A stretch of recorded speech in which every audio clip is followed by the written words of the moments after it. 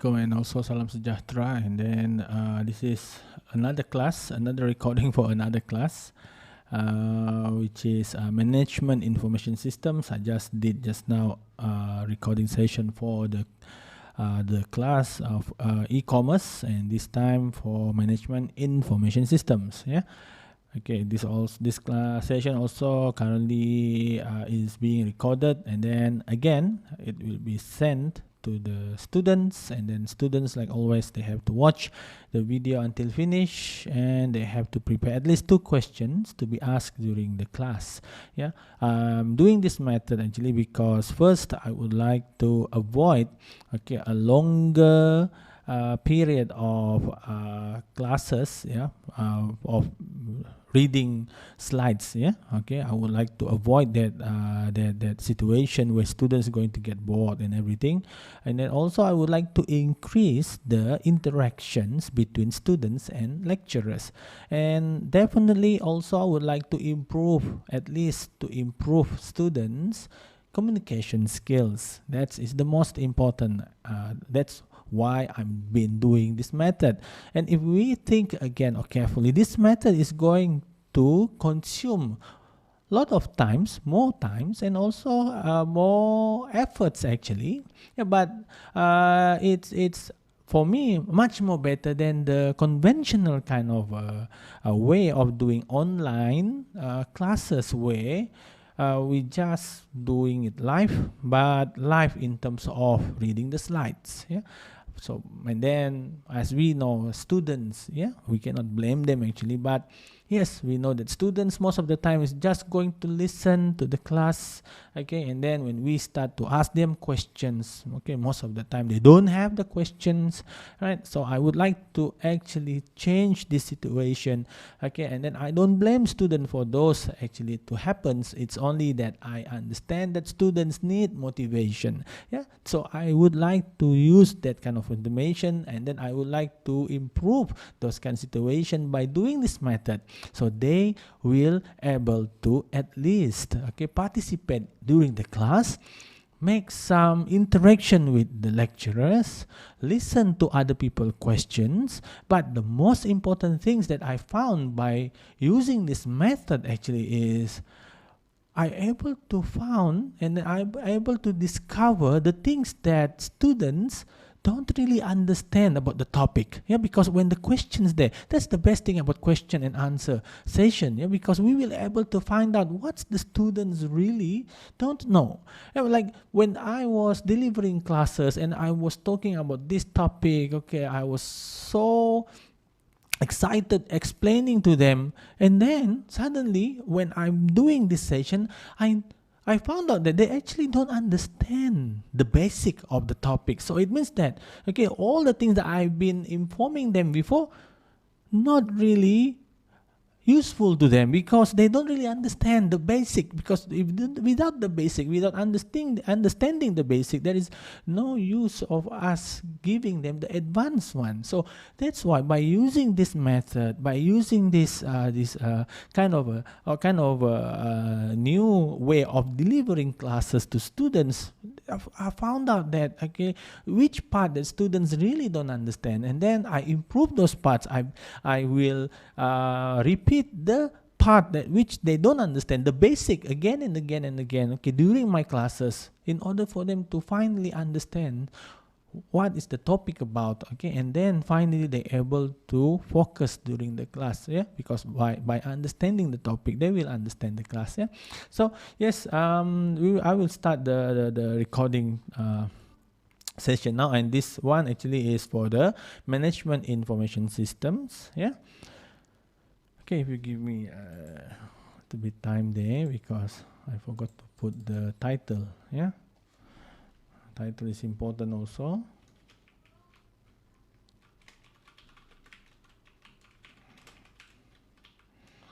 And this time we talk about ethical and social issue and social.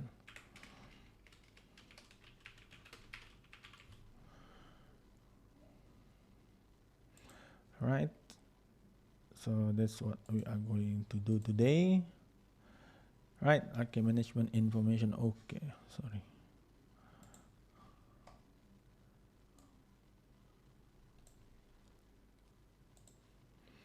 Right, do something again.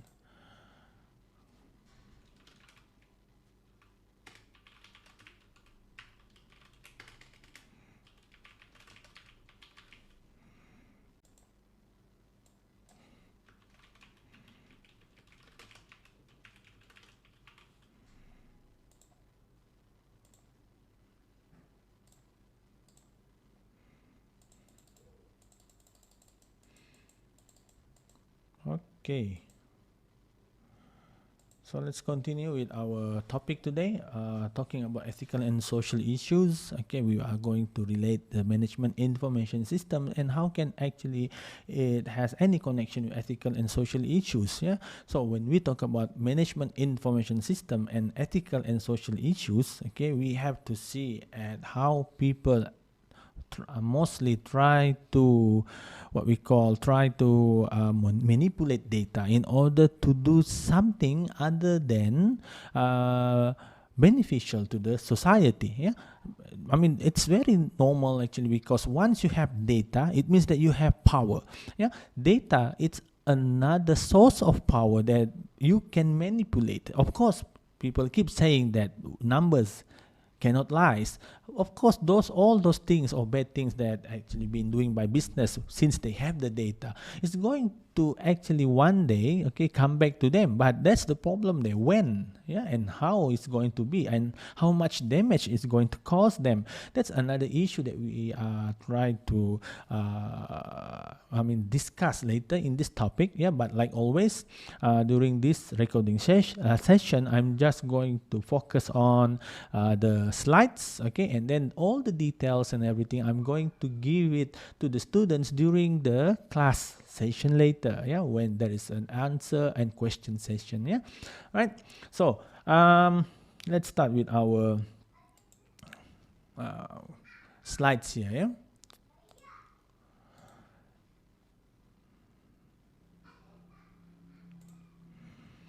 Okay. So like I mentioned just now, okay, we are going to talk about ethical and social issues in information systems. Yeah.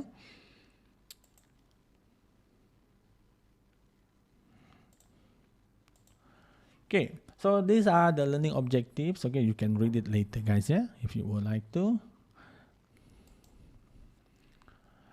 But let's focus on what is ethics actually. Yeah, what's the meaning of the real meaning of ethics? Principle of right and wrong that individuals acting as free moral agents use to make choices to guide their behaviors. Yeah, so meaning that here ethics. Okay, of course it's right, what is right, what is wrong. So meaning that here if you do it in the right way, of course you have ethics. If you do it in the wrong way, so it means that maybe you lack of ethics. Yeah, so those kind of things. Yeah, this is what the meaning. Then how can we connect this one with the management information? Now this is how it's trying to inform us. Information system raise new ethical questions because they create opportunities. Like I told you just now, having data means having power. So that's why maybe in the system of our country, yeah, when we have this meeting of financial meeting, budget meetings and everything, yeah, we tend to do it outside our company. We go to the Langkawi lah, to the hotel here lah, hotel there lah, where we actually missing the points there. Yeah, do all these kind of things. I know it's a secret. So, but when we would like to make decisions that going to affect everyone in that businesses or in that company, don't you think that it's very logic for us to include everyone? Because number one, we would like them to know the real condition of our company, whether we do have money or not. Yeah, and then number two, okay, we would like to tell them, okay, what actually we are planning to do, right? And then with this kind of method, number one, you will able to increase their trust to you, and when they trust increased, okay, to the company, they will be loyal to you, and then when they loyal to you, they feel appreciated by you, then they are going to work better, right? But well, Malaysian style, yeah, when we have, data, right? Okay, we tend to keep it for ourselves because we know data is power. But with other country we have been working before, actually no. When we have a budget meeting, we call the cleaner to come and join the meetings. Yeah. Now they know we don't have money. So when they use detergent, when they use any materials to clean something, they going to have inside their mind that the company need to save money. So therefore, I'm going to use these materials in a very productive way. Can you see now? Yeah, that is the real way of sharing data. Not by actually do your meetings at hotel here, hotel there, island here, island there, or something like that, or just inviting the head of department to do a budget meeting. Yeah, because the information you keep it for yourself. People don't know. When you try to save the cost for your company and then you try to cut this and cut that, people will get angry at you, my friends. Yeah, because they don't know the real situations. That's the Malaysian style that we have. Yeah, that's the problem of the Malaysian style that we have currently. We thought that by keeping it secret, it means that we are keeping the company safe. No, my friend, I'm sorry to say, that's a very wrong way. We have to inform everyone. We have to keep everyone informed. Then they will know the situation of our company, right? Then they will feel appreciated by us, by the company, and then it will increase their motivation to work. Yeah, please think in this way, because the other companies, okay, the companies from these developed countries already practice this kind of method, where during the budget meeting they will call everyone to come. Yeah, that was my company before, the South Korean company. They call everyone. The cleaners was there, right, listening to the budget meeting, and then now they know the situation, right? So can you see how logical is that? Yeah, hopefully that our company, our Malaysian company, will also finally think or see this method actually is one of the best method, because don't you see in the logical thinking that we've been used the same method, okay, for years and years, but there is no significant improve of performance in our workers, in our company, because we keep using the same method. And then we keep asking people, what should we do? We neglect the importance of data over there. Data will tell us the problems and definitely will tell us the solutions. So please look at the data. It's already there. Who give you the data? Your customers. Your customer already gave you the data. From what? From the action they perform. When they buy something from you, when they use your services, they give you the data already. Look at the data.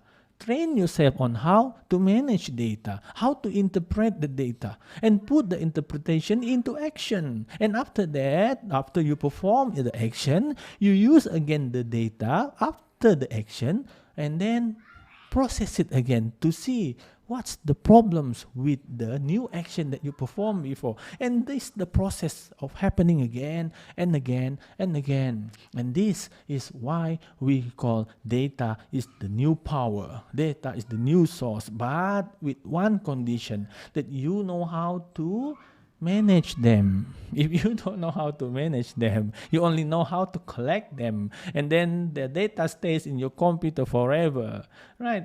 Now the data will not be much useful for you. So that's what we would like to inform you. I would like to inform everyone here that data is the power, but data can become the most powerful if you able to actually disseminate, okay, share the data to everyone. When you are in the company, you don't put the data as a secret, because you thought that not everybody need to know this data. We thought that financial data must be kept secret. Wrong. Financial data must be shared to everyone so they know the real condition of our company.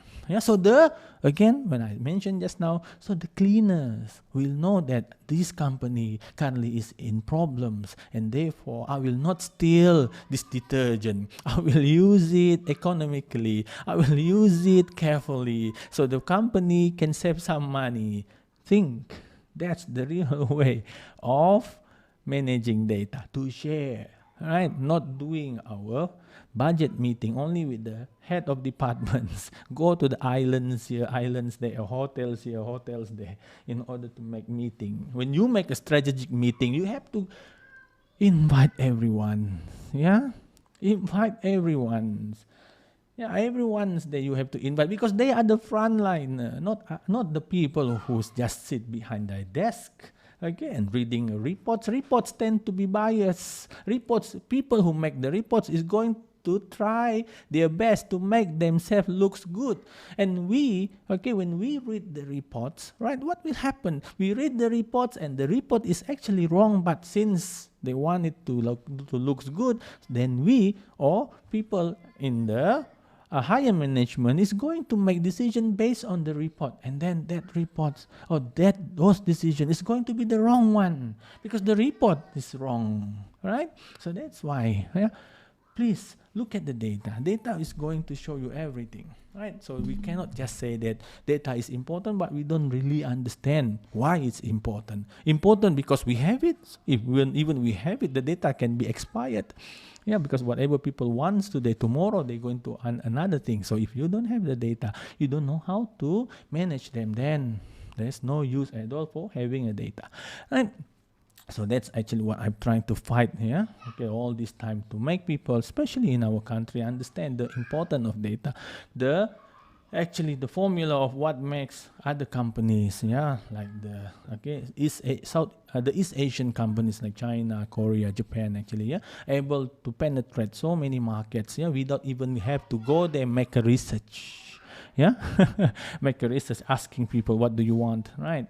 Okay, they're able to because why they run their advertisement, okay, over there, and then what they want is not for people. They don't focus first on how many people actually going to buy their products. No, they would like to see actually how this advertisement able to attract their target customers, okay, and then from that or those information, then they are going to change their products, design or whatever it is that people wants, their packages, yeah, and then their offers. They will change all this one according to the demands of the people from that particular place or country. That's why they become very successful, but not like our company, right? So how many of our company actually able to go to the internationals, right? In terms of electronics, Malaysia is one of the first country actually able to participate in the electronics. But can you see, right? Can you see Taiwan actually is the later one who participate in the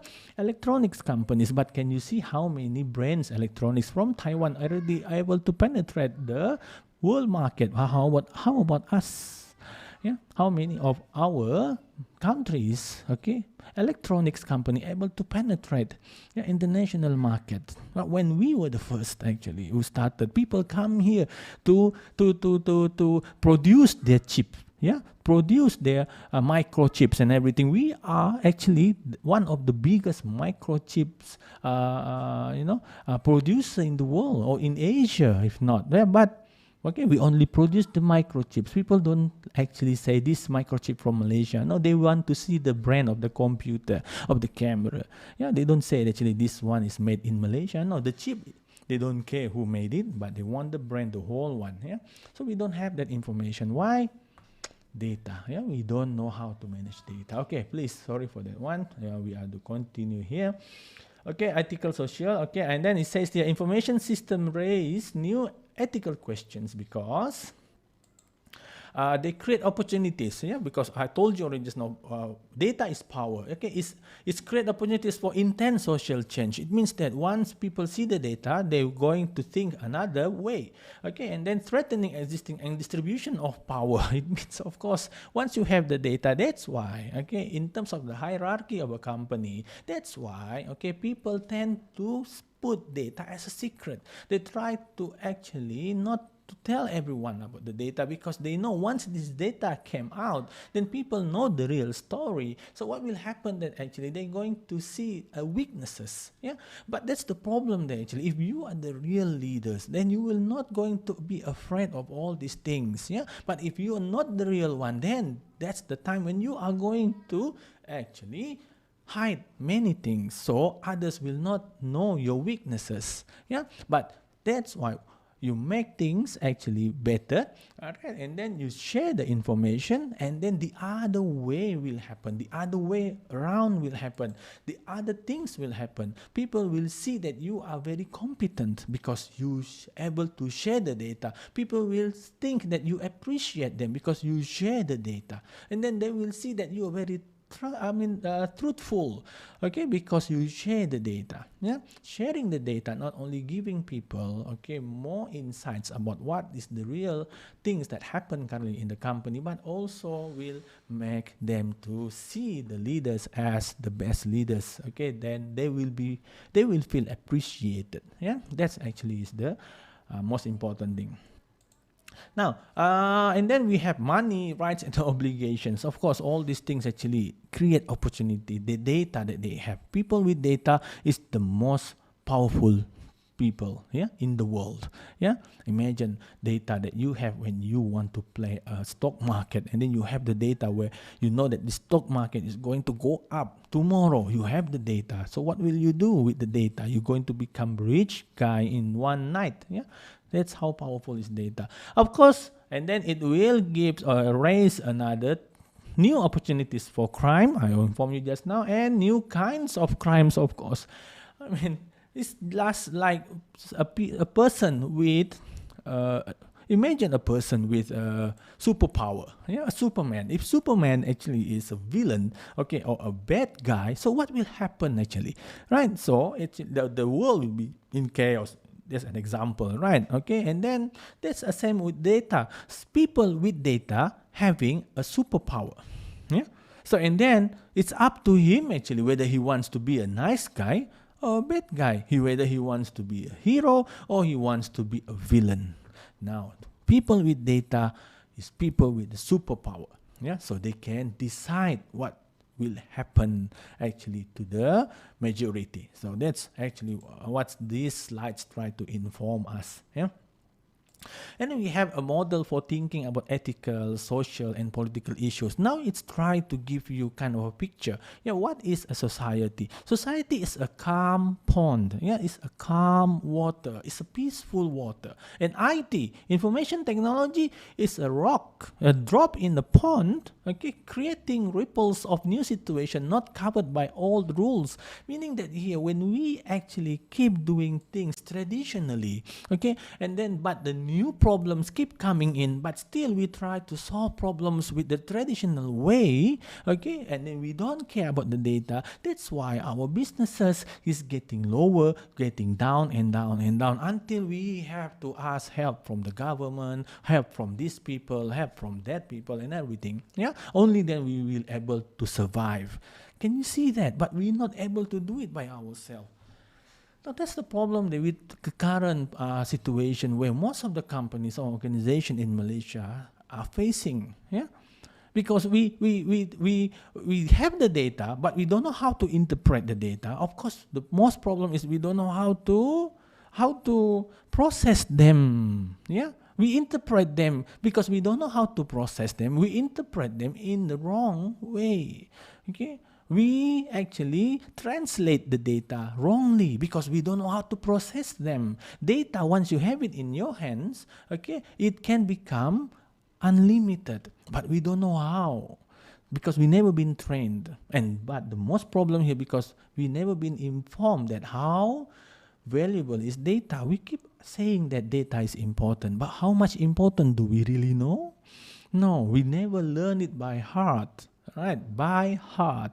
That's the most important words actually that we have to use. Okay, now the next one says social and political institution cannot respond overnight to these ripples. Yeah, to this ripple, meaning that here these variables that creating or that changing the society.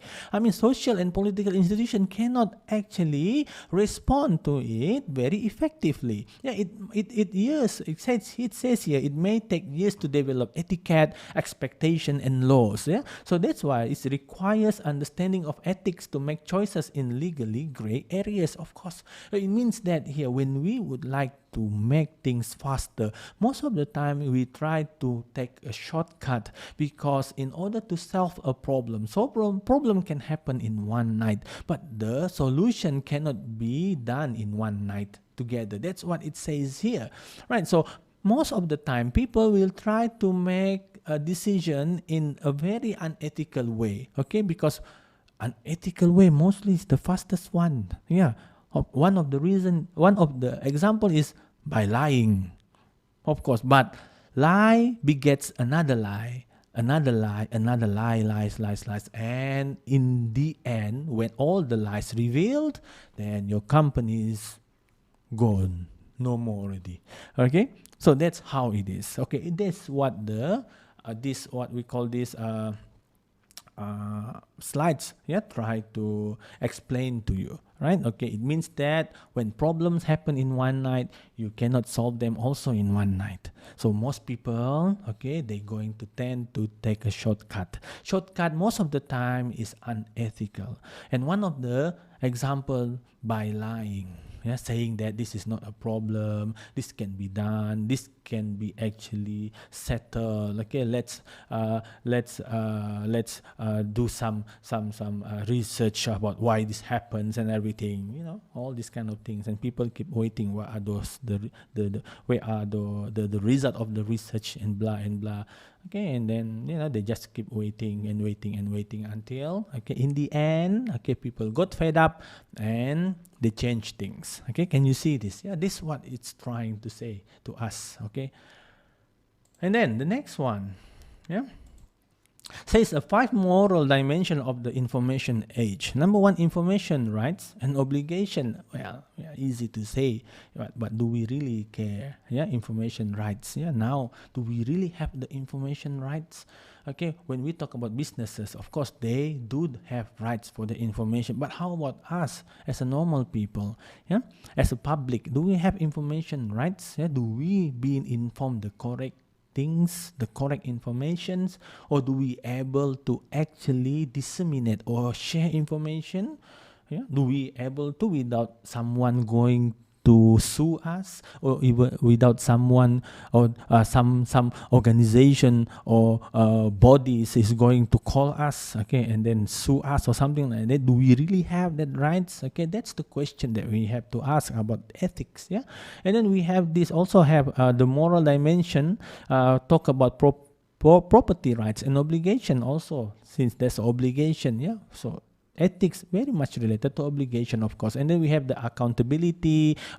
So when you do this will happen to you, because you have the control over the data. And then we have the system quality. When you have the data, you actually have this quality of a system, and then you have the quality of life. So these are the moral dimension of the information age. Yeah, and then when we talk about the next slide here, we talk about the key technology trends that raise ethical issues.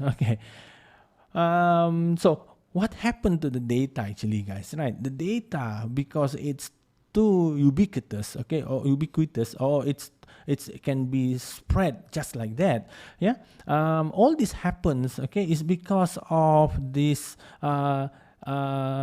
trends that is, the slide tried to inform you. Number 1, because computing power doubles every 18 months averagely. Averagely means, new technology of computer come up. Now we have we already have this new processors, and then we have new RAM, DDR5. Now currently most of us use DDR4. They just come out just last week, mistaken, DDR5 already. Can you see? And then it's double, triple the performance of DDR4 currently. And then another thing that currently come up actually is like data storage. The data storage getting bigger and bigger, and then the cost to store a data is getting lower. Do you remember a long time ago when you have a handphones, your handphones actually, when they have a 250 gigabyte RAM, okay, or memory, do you remember how expensive it is? Now most of the handphones, they got until even 1 terabyte of memories inside. The cost of storing data is getting lower. So that's why this ethical issue will happen because of it, because how fast is the things happening. Yeah, so all people would like to follow the trend. All people would like to become faster, like how fast is the technology improved, right? So and because of this, like I told you just now, when we would like to take things so fast, we tend to take a shortcut. When we tend to take a shortcut, that's where the ethical issue normally will going to be raised. Yeah, and then we have data analysis advances. Oh yes, like I told you before. Yeah, do we even have advances of data analysis in our country? Now that's the sad things here. Yeah, other country, they already have advance in data analysis. Yeah, they can already detect our face, okay, detecting our face, and then from detecting the faces, they know already whether this person is happy, is sad, okay, or something like that, and everything. They can find people just in a matter of seconds. Do we have that kind of technology yet in our country, or we keep relying on people, what we call that one, experience? Yeah, it's up to us to figure it out. And then we have networking advances. We do have that one already. Other countries already have 5G. How about us? Yeah, you have to remember this 5G doesn't mean it's going to be fast in our country. Yeah, we have 4G, but our 4G is not as fast as the other country. Come on. Yeah, of course. Okay, you can have until 10G or something like that, and the Unify can even say that currently you have 800 megabyte speed. Yeah, now currently, yeah, they upgrade my Unify for free 800 megabyte. Currently I have 300 MB speeds. They upgrade for 1 month 800 megabyte. My comment, no, I mean differences. Zero difference. I don't see actually the difference between 300 to 800. Same also. Later when the 5G came into our country, we are so excited. Currently it's already started. Yeah, but not in our place lah. And do you think the speed is going to change much? I mean, do you think that whatever we do currently actually is, or even 100 megabyte is already enough for us or not? Right? So if it's enough, then do we need the 5G? If we have 5G, then the cost increase. But I mean, the way we use the networking technology is still the same. So what's the use of the 5G?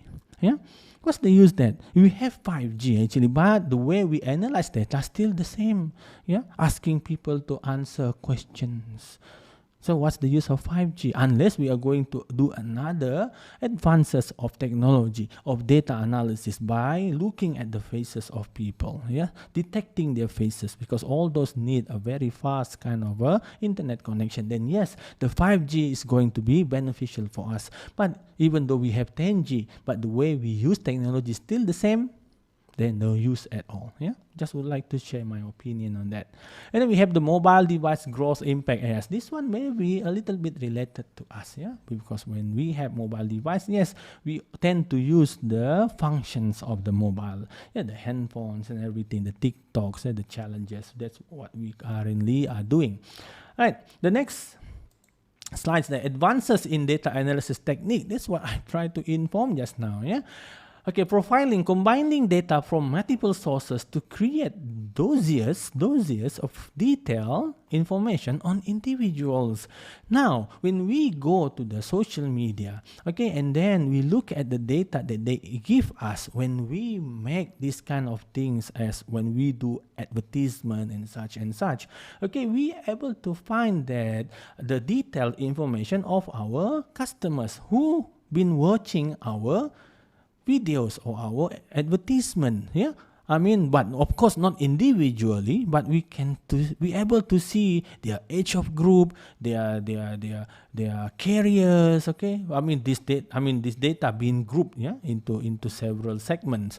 Okay, and then we can able to see what time do they watch our videos. We able to see even actually how long they've been watching our videos. How many of them watching 25%, 30%, 50%, which will benefit us in knowing that the video that we create, okay, if people only been watching it for 50%, it means that the other 50%, the video is so boring, the topic is so boring, nobody would like to watch. So next time when we create another content, we will improve those 50%. That's how data. I can keep informing you how much actually this data is so useful. Okay, but if we don't do it by ourselves, we don't try it by ourselves, then there is no use of how much I'm able to say to you. Right now. And then the profiling, combining data multiple sources. So meaning that here we collect data from many places, from many sources, and we able to combine them together. We yet able to get the information on individuals one by one, this person, the name and everything. This one can be done in terms of the company. You have a customers come to you, and then you able to collect them. You collect their names, you even collect their contact numbers, their, if you can, their addresses and everything. So all this information will benefit you. You will see that this group of people like this kind of product, this kind of people, this group of people that actually maybe female, they like this product, this group of age of people like this kind of products. So when you make another advertisement, you focus on this group of people, you know what they want, so you can make a segmentation of advertisement focusing on this group, another advertisement focusing on this group, another advertisement focusing in this group. And that is the formula of how the company, of the international company, able to be successful in their businesses.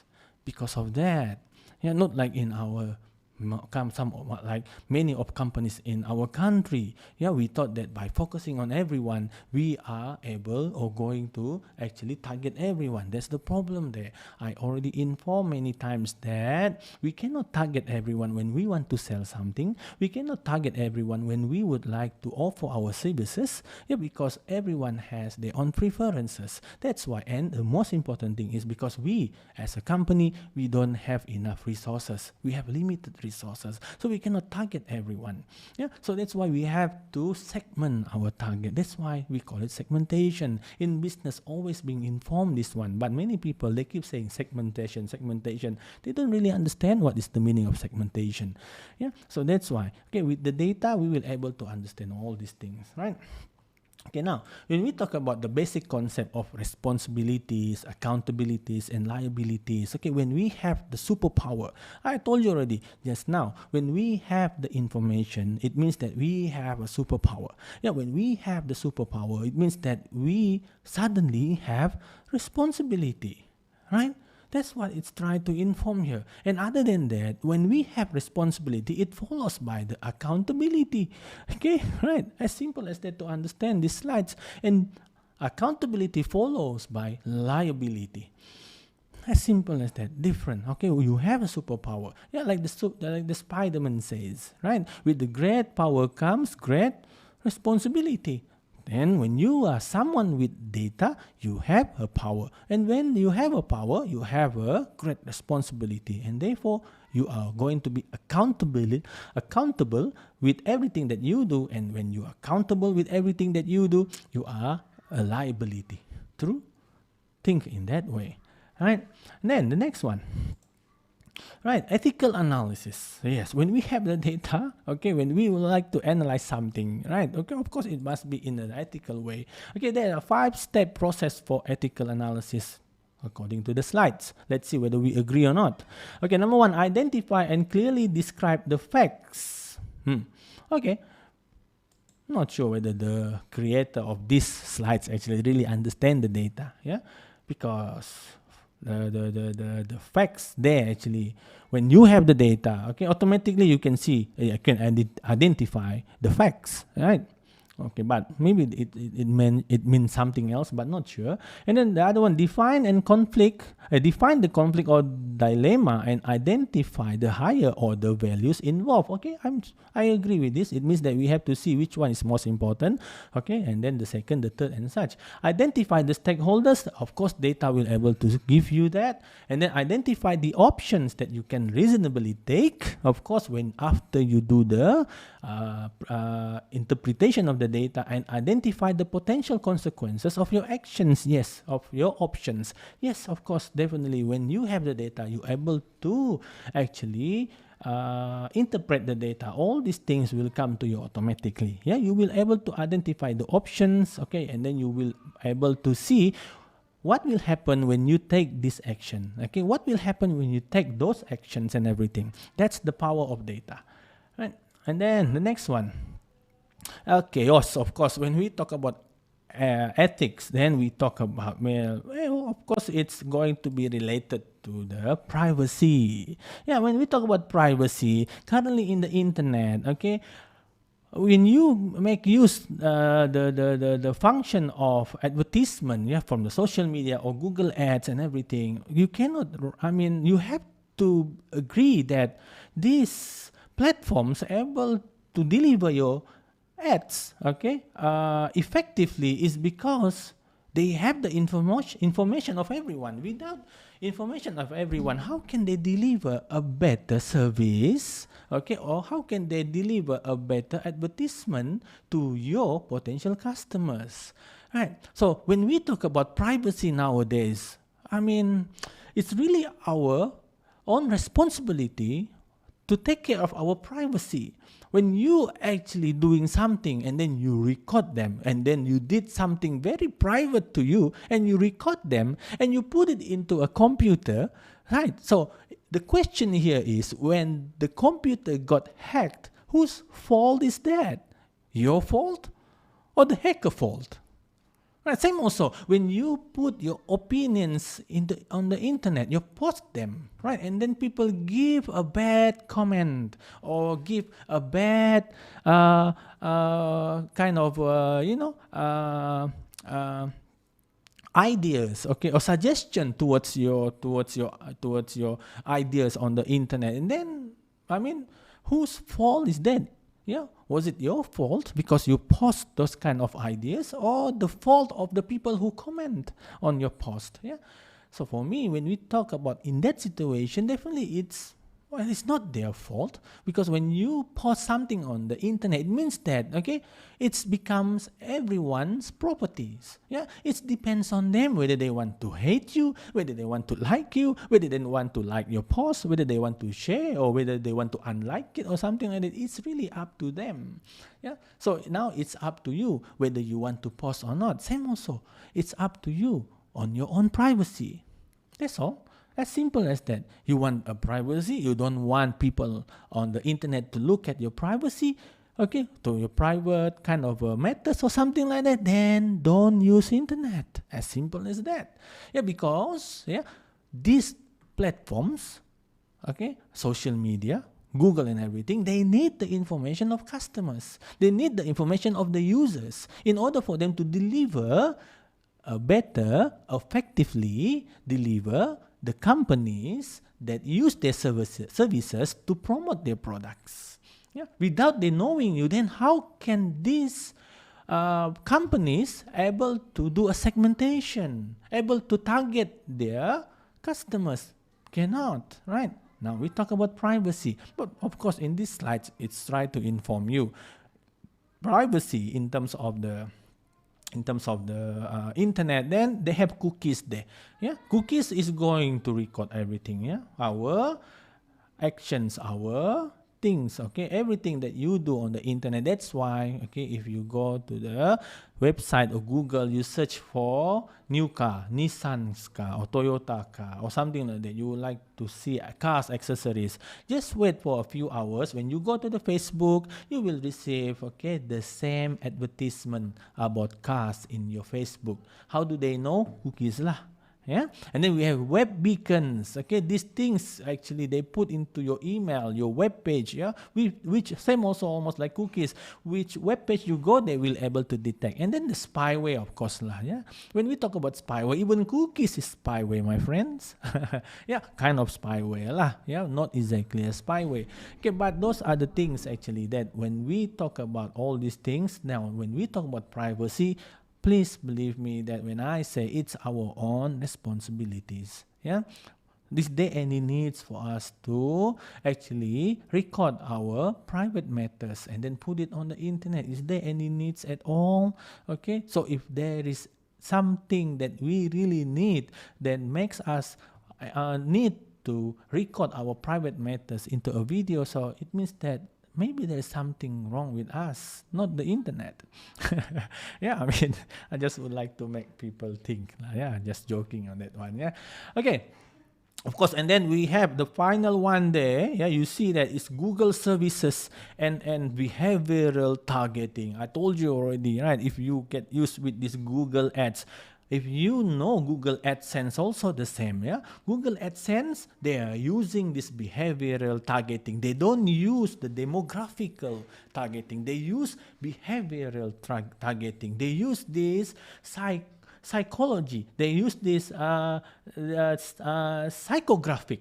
Okay, that's the words. Yeah, they use psychographic kind of a targeting technique. Psychographic means the way of life of people.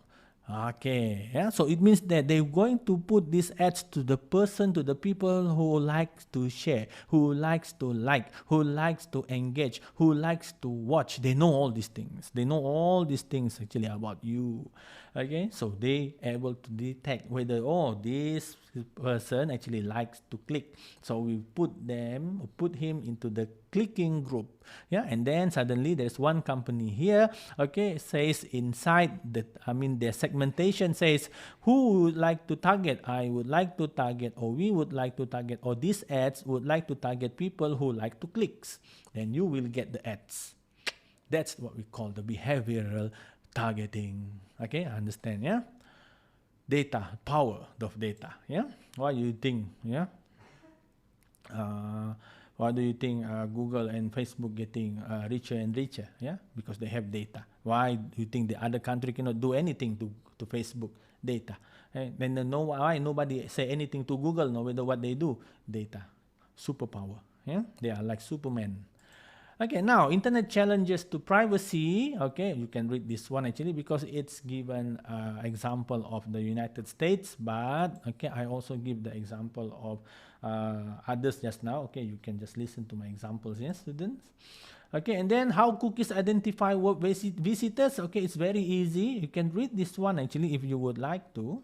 Yeah, and then it says that Windows 10 there, and then they have cookies, and then there's a previous buyer. Cookies meaning that here when you go to the same, like take an example, you go to the buying something on Shopee, right? Okay, or buy something on the same websites, right? You bought something on this website, and then after that, when you went to, okay, after you bought it, okay, the something, and then suddenly after a few months or even a few days or few weeks after that, you would like to buy another things from the same website. When you go there and then you try to type your name, the moment you type your name, everything's already automatically fill up for you. So those are cookies lah.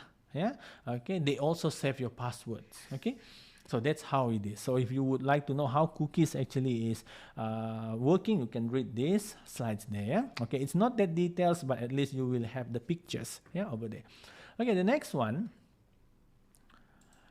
Right, okay, the technical solution, okay, on how to take care of your privacy, please guys, yeah, privacy, of course, okay, it can be, I mean, you can try to protect your privacy, but if I know about digitalization, yeah, I would like to say that it's almost there's almost no most effective way to take care of our privacy. Yeah, there is always a way for people to actually penetrate our privacy. Yeah, of course they are going to give you this kind of suggestion here. Yeah, you can see there's some suggestion there. Okay, some of the suggestion says like email encryption. Okay, and then anonymity tools. Okay, of course you have to buy these things, and then anti-spyware tools. Who do you think create anti-spyware tools? Yeah, the spyware people. Same also with the antivirus. Who do you think create antivirus? If you agree with me lah, it's not that I'm saying, other people saying it. Who create antivirus actually are those people who create virus, because if there is no virus, what the usage of antivirus? Think in that way, right? And then overall technical solution have failed to protect users from being tracked from one site to another. Oh, I told you already just now, right? Yeah, now it's saying here, overall technical solution have failed to protect users from being tracked from one site to another. Yeah, because of the, browsers features, they said you can choose, like in Facebook, you can choose whether you want, Facebook to track you or not, but please, as long as you receive advertisement, it means that they're still able to know who you are, even though you untick the features there. Yeah, please believe me. And then there's a property rights, intellectual property, tangible and intangible. Tangible you can touch, intangible you cannot touch. Products of the mind created by individual or corporation. That's what's the meaning of intellectual property. So protected in four main ways when we would like to protect our intellectual property lah, things that we created. Yeah, so we don't want people to steal our intellectual property, our ideas and everything. But please believe me, now in the world of internet, there is no such thing as intellectual property. You can just actually, you can protect them like what it says here: copyrighted, patent, trademarks, trade secrets and everything.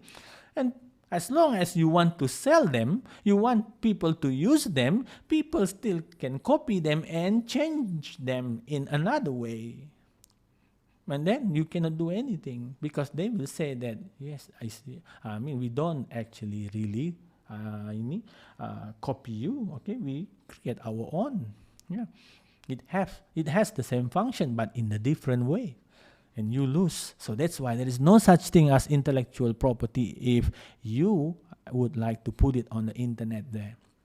Yeah, the only way actually is the best way now. Think it in this way, my friends. Yeah, to all the listeners and audience. When you have intellectual property, what you need to do, share the intellectual property. You have to share them, and then when you share them, what will happen? People will copy them. When people copy them, there's one characters.